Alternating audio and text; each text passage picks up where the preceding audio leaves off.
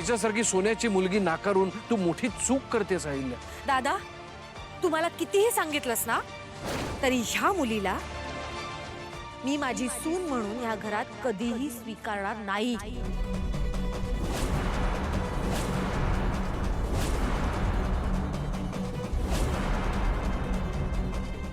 अहिल्या, जर तू पारूचा या घरात तुझी सून म्हणून स्वीकार करणार नशील तर या घरात मी सुद्धा एक क्षण सुद्धा थांबणार नाही.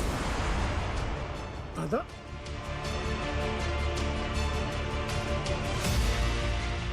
अहिल्या, पण ज्या दिवशी तू पारूला तुझी सून म्हणून स्वीकारशील त्याच दिवशी मी पाऊल ठेवीन, नाही तर पाऊलही ठेवणार नाही.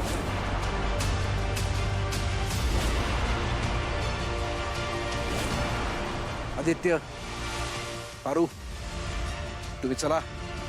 हा तुमचा आबा जिवंत आहे अजून. तुमच्या नव्या संसाराची सुरुवात माझ्या घरात करा. चला. नाही बाबा, आम्ही आईला सोडून कुठे जाणार नाही. तिने जरी आम्हाला घरातनं बाहेर काढलं ना, मी घराच्या बाहेर वाट बघेन, पण त्याला सोडून नाही. मला माफ कर.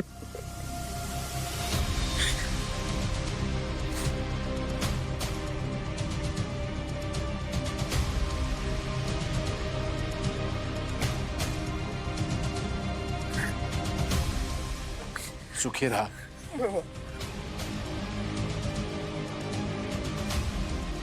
बाबा, बाबा,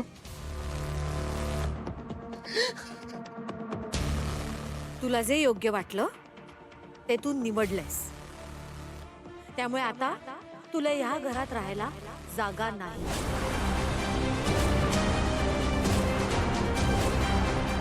तुझा या कुटुंबाशी, या घराशी आणि माझ्याशी काहीही संबंध नाही.